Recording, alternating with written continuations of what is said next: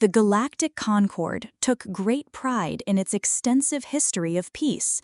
War had been virtually eliminated centuries before most species even achieved faster-than-light travel. Within the Concord's archives, the few wars that had taken place were regarded as primitive squabbles, regrettable yet insignificant in the context of the enlightened modern age. At least that was their belief until they encountered humanity. The initial contact was sufficiently cordial.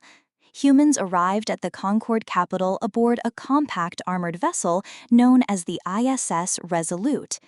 Its design appeared rudimentary by Concorde standards, lacking elegant curves and lavish embellishments, consisting instead of layers of armor and weaponry that seemed excessive for a peaceful exploratory endeavor. The delegation was headed by Captain Mara Hayes, who possessed an easy smile but moved with the stillness of a predator. The alien diplomats found her demeanor disconcerting, though they did not yet comprehend the reason. In the ensuing months, humanity assimilated into Concorde society with remarkable speed. They engaged in open trade, acquired the languages, and contributed technological advancements. However, behind the scenes, military intelligence agencies throughout the galaxy exchanged anxious reports. Human vessels engaged in constant training.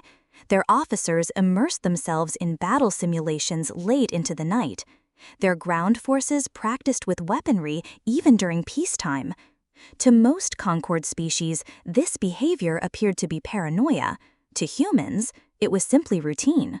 The truth became apparent when the Crawl horde made its return. The Crawl were an ancient terror, raiders from beyond the Perseid Veil. In times long past, they had incinerated numerous worlds before disappearing into the abyss. Now they had returned, their fleets extensive and ruthless. Concorde defense fleets hurried to intercept them, but the confrontations were catastrophic. The Crawl did not adhere to Concorde's rules of engagement. They targeted supply lines, employed civilian vessels as shields, and refused to acknowledge any surrenders. Within 3 weeks, the Concorde was teetering on the edge of collapse. It was at this juncture that humanity proposed to take charge. The suggestion ignited outrage within the Concorde's War Council. "You cannot possibly think that a single new species can achieve what we could not," exclaimed Admiral Thra of the Vaughn Alliance. Hayes maintained her composure. "You have fought wars that you can scarcely recall. We have been engaged in warfare since before the establishment of cities." The council chamber fell into silence. The ISS Resolute and its sister ships entered Crawl territory within days. What transpired next astonished the galaxy. Human fleets did not merely confront the Crawl in open combat, they pursued them relentlessly. They predicted raids before they occurred. They cut off escape routes, attacked supply convoys, and dismantled pirate bases with precision strikes.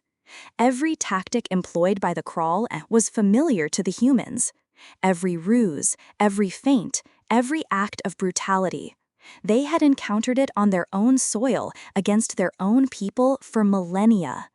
The Crawl began to suffer losses more rapidly than they could recuperate. Entire squadrons disappeared without a trace. Whispers circulated among the raiders that the humans possessed the ability to sense fear.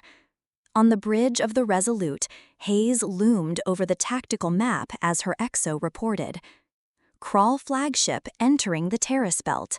They believe they are concealed. Hayes' lips curled into the slightest smile. Excellent. Let them believe it.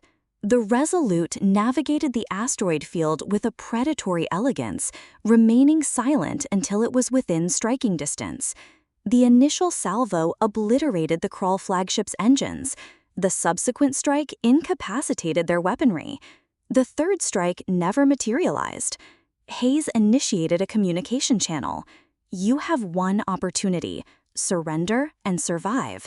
Decline, and you will be added to the roster of extinct warlords." The Crawl capitulated. By the conclusion of the campaign, the Horde was decimated. Not a single human world had been harmed.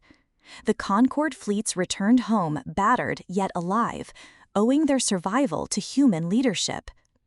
In the aftermath of the war, the Concord archives were discreetly revised. Historians investigating Earth's history came to a chilling realization about what they had welcomed into their alliance. While most species had engaged in a few significant wars prior to unification, humanity's past was characterized by an unbroken series of conflicts: tribal raids, sieges, global wars, space skirmishes, and cold wars that escalated into hot conflicts overnight. They had not merely endured war, they had mastered it. The Concord believed themselves to be the enlightened guardians of the galaxy. In reality, they had never encountered a truly battle-hardened warrior species until now. Months later, at a private diplomatic dinner, Admiral Thrawn posed the question that had been troubling him. Why did you assist us?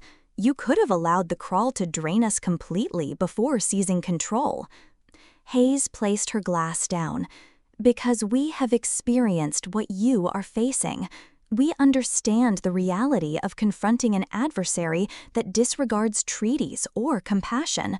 The distinction is that we have learned how to achieve victory. She leaned in, her voice lowered. And you should wish for us to remain on your side. From that moment forward, a new saying began to circulate discreetly within military circles throughout the Concord. Never become the enemy that humanity chooses to confront. For the aliens had come to the realization, too late, that humanity was the first great warrior species.